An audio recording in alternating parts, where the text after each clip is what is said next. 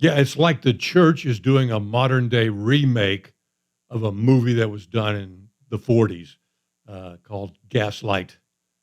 Before I go into that, this video is going to be about a response to some comments, Julie, especially yours. Okay, so don't go anywhere. I'm going to answer the question you so kindly asked in your comment to me last week's video, and it might be important for a number of people to hear that response as well.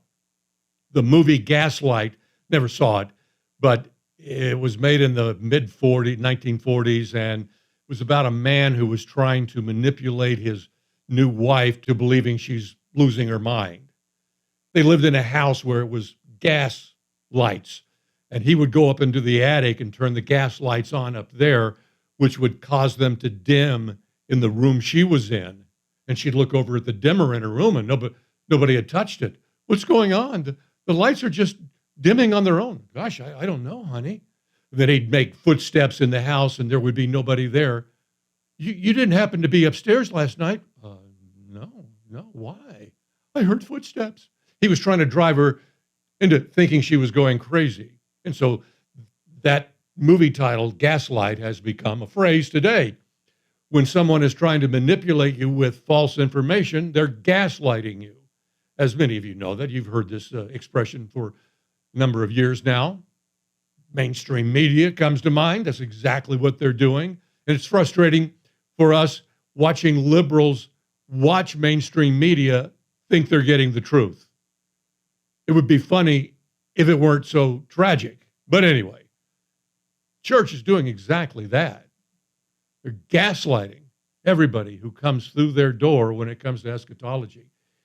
It isn't an innocent mistake. I was hoping when I discovered what was going on, these were just innocent mistakes. It was just a matter of a difference of opinion. No, I've seen too many instances where there is clear manipulation, and I'm going to show you a really blatant case of that in this video.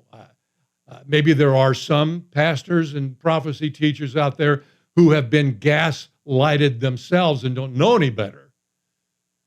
But some of them are manipulating us, and it's clear, and it's wrong. Some of the comments are from people who have tried to take these teachings that God has given this channel. Again, it's not me. I didn't know this stuff 3.5 years ago. It'll be 3.5 years ago next month. And he has shown us truth. But when you take this truth out into your Christian friends and family, you get pushback more often than not. You get heavy resistance.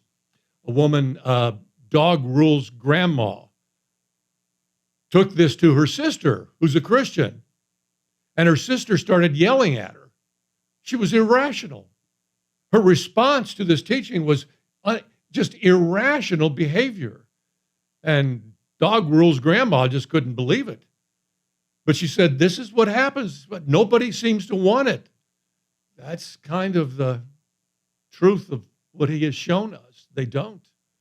They don't want it. It's hard to explain. But every now and then, people will receive it. Another woman, Lori, said she and her younger brother, listen to this, took this information to her older brother, who's a Baptist pastor, and he received it. He saw the truth of it. So it does happen. I noticed in the comment section, Pastor Rich left a very, helpful comment to some people, and he's another pastor that gets it. So they're not all completely gaslit themselves or in the process of gaslighting. Some of them just want the truth, just like I want.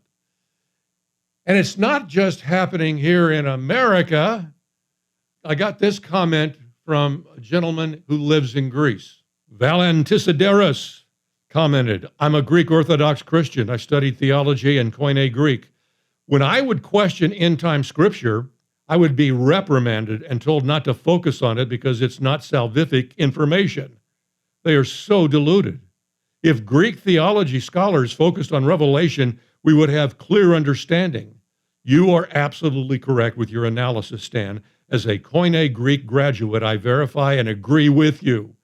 So sad an American can make the distinction, and we Greeks are just sitting back like Sardis, living the life and focusing on what spiritual elders feed us and not reading and studying the Word. God bless you.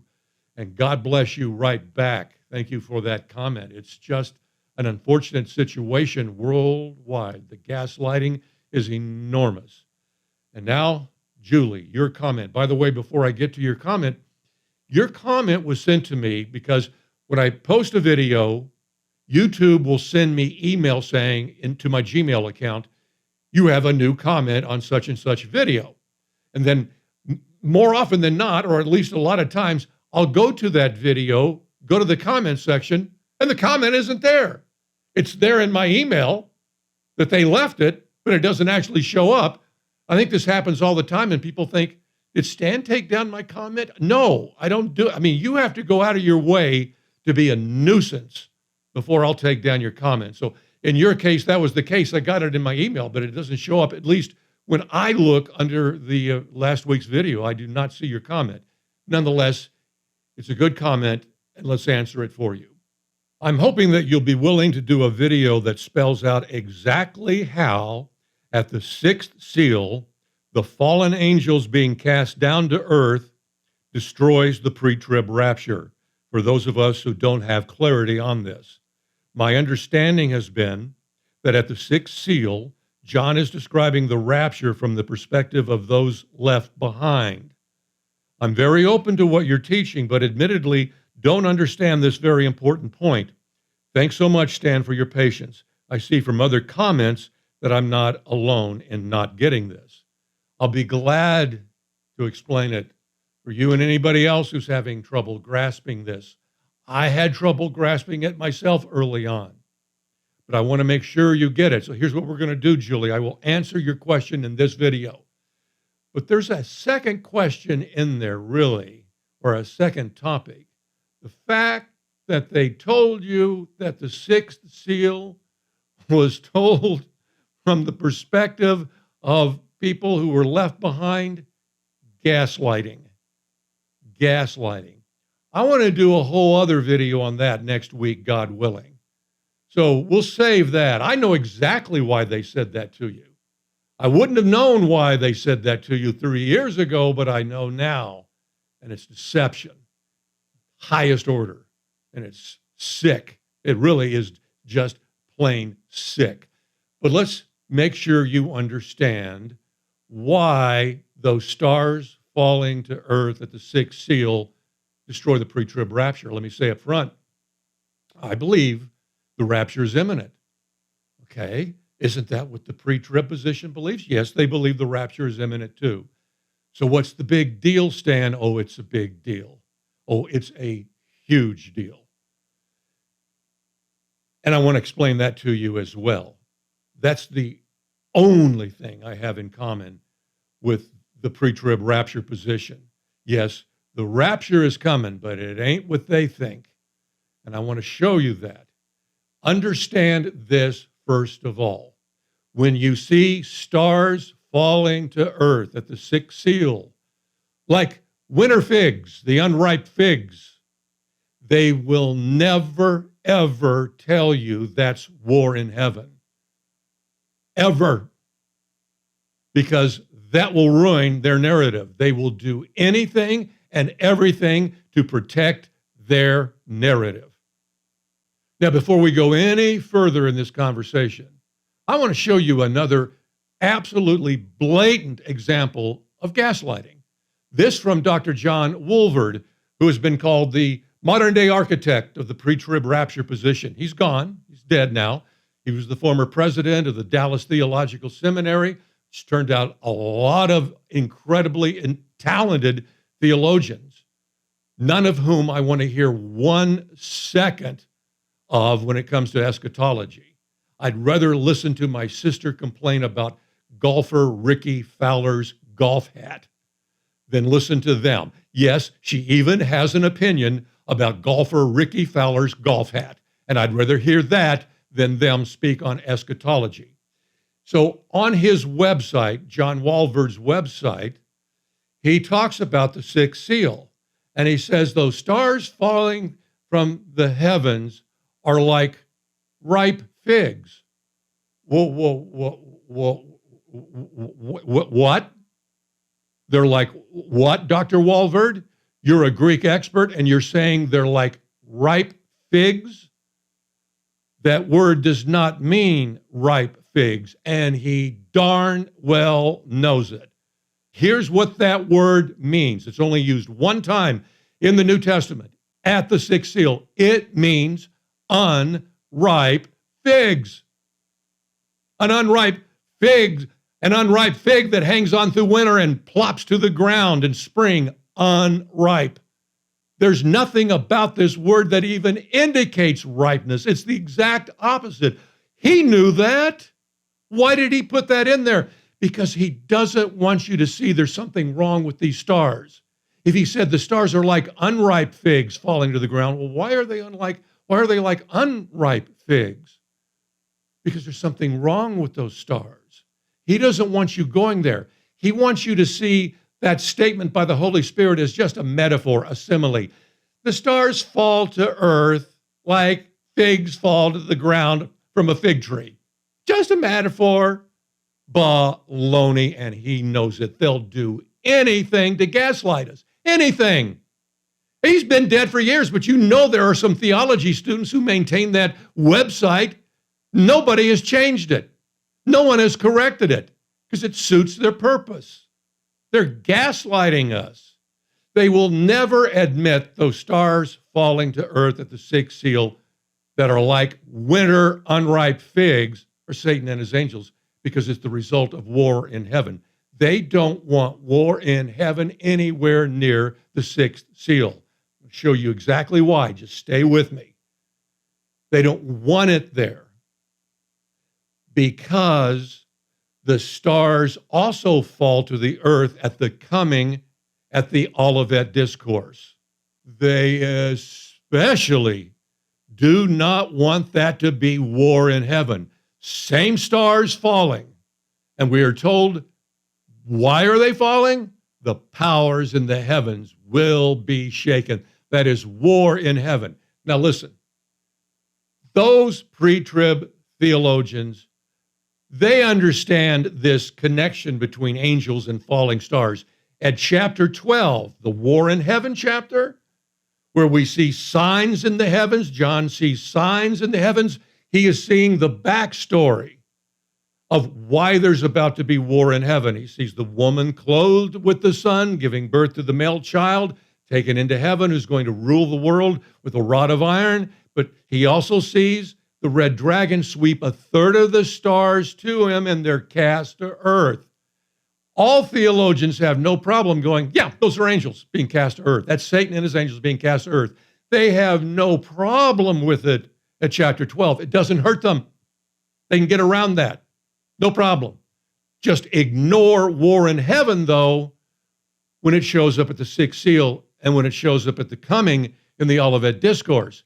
Here, suddenly, they can't be angels because they don't want war in heaven at the sixth seal, and they most definitely don't want war in heaven at the Olivet Discourse's coming, because since it is war in heaven, the Olivet Discourse is linking itself to the sixth seal, because at the coming inside the Olivet Discourse, after those stars fall to earth, Jesus shows up in the heavens, in the sky, and he sends his angels out to gather the elect.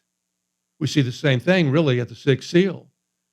Stars fall to earth, and the people run and scatter. They realize it's the day of the Lamb has come, and then we see the Gentile nation suddenly standing in heaven. They've been gathered. They do not want the rapture to take place at the sixth seal. If they admit that war in heaven is at the sixth seal and it's at the coming inside the Olivet Discourse, they're linking them together.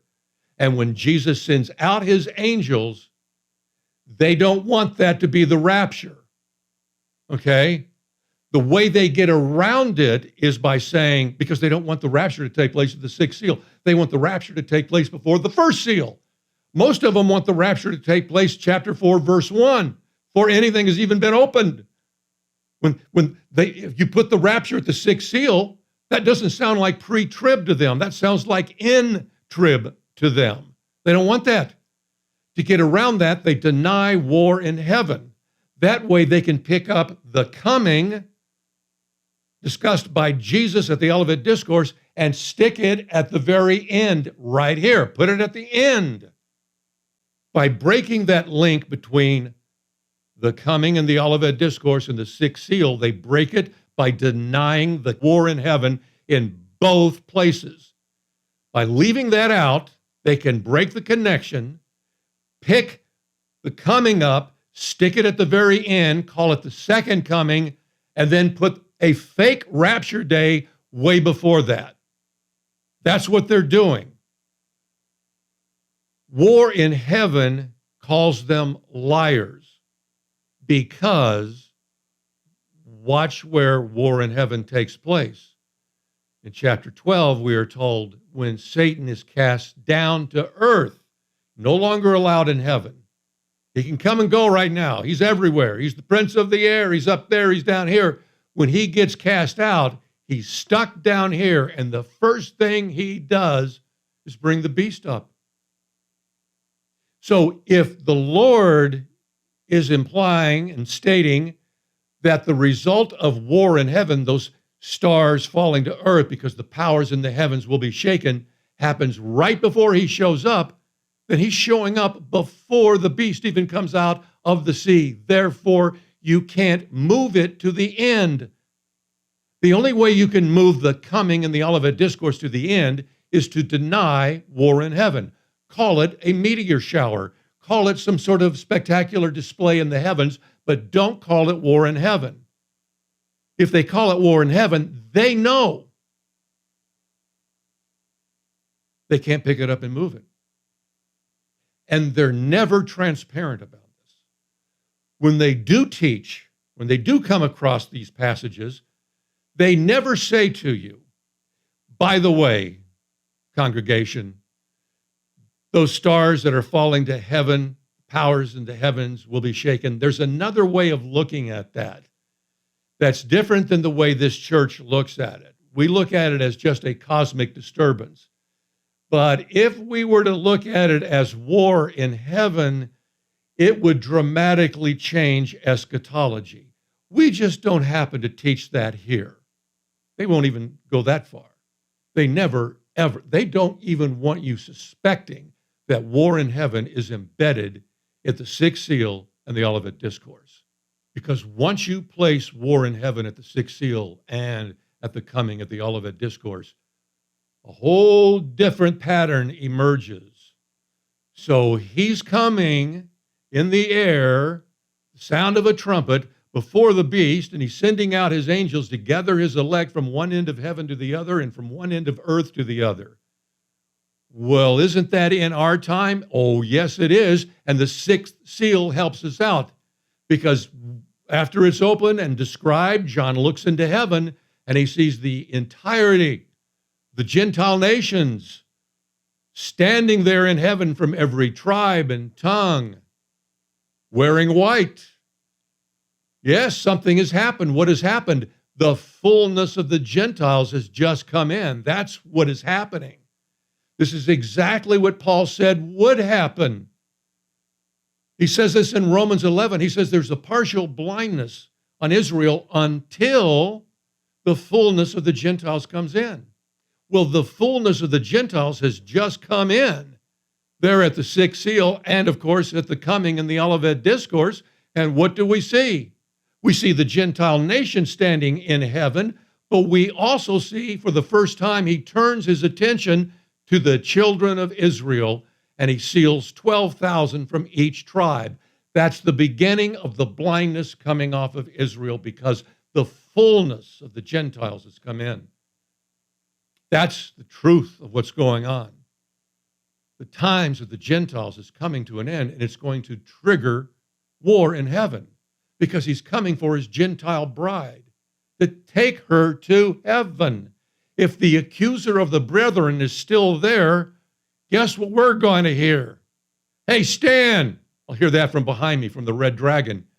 Tell him what happened on that trip to New York. Oh, my gosh. And I'll hang my head, as I should, and I'll go, which trip? And then I'll hear, any of them. Throw in Vegas. Throw on that trip to LA where you told your wife you were going to go to a golf tournament. And how about throwing it, okay. It'd be nonstop with just me alone. I'm not making fun of that lifestyle, folks. That was awful. I came out of that. But he's taking Satan out before he brings his Gentile bride home. And he's also making a statement to the world when he casts him down. You wanted him? I've seen your halftime shows at the Super Bowl. I've seen your Grammy Awards celebrations. I've seen your Baphomet signals going back and forth between each other. You want him? You got him. It's a monumental day. And when they pick this day up, sticking it at the very end where it's no longer relevant to the church, you are also removing his instructions about that day, what he has to say about that day. And he is telling us, you must be ready. Oh, today's Christians don't want to hear that.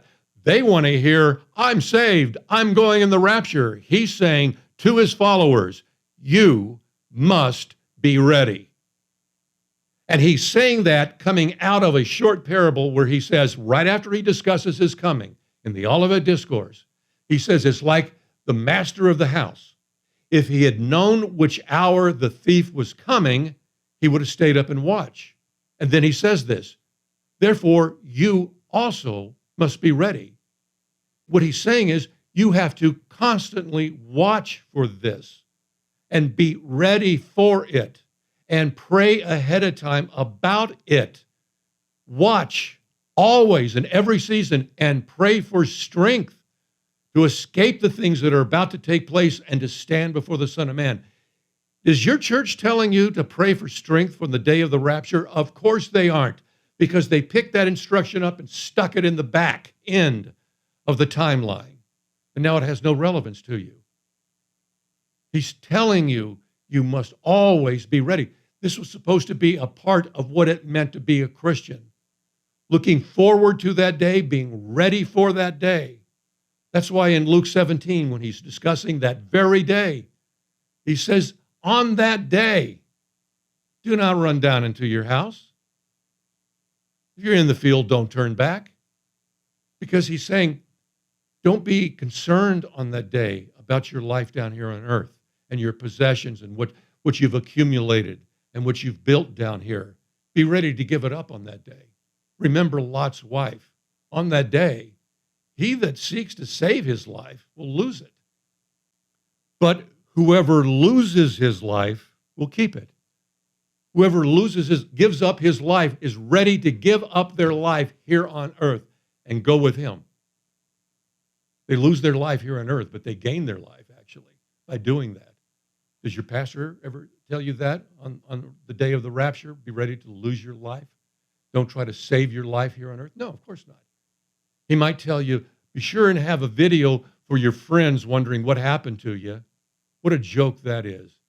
And kind-hearted Christians think they're doing the right thing. Yeah, I'm going to make a video or leave a note so that my family and friends know what happens. Oh, they're going to know what happens. They're aware of what happens. They're running for cover on that day. It's a day unlike anything that anyone has ever seen, and it takes preparation. Not a lot, but just a continual part of our existence. He's coming, and he's coming soon, and I need to be ready. It was meant to always be that way, but they don't teach that. Matter of fact, someone was mocking this in the comment section. He said, okay, so on that day, I'm not supposed to go down into the house. What if I'm already in the house? Should I go up on the roof stand? See, he thought he was mocking me. You weren't. You were mocking him. The Lord is the one that said that. Why don't you take that up with him?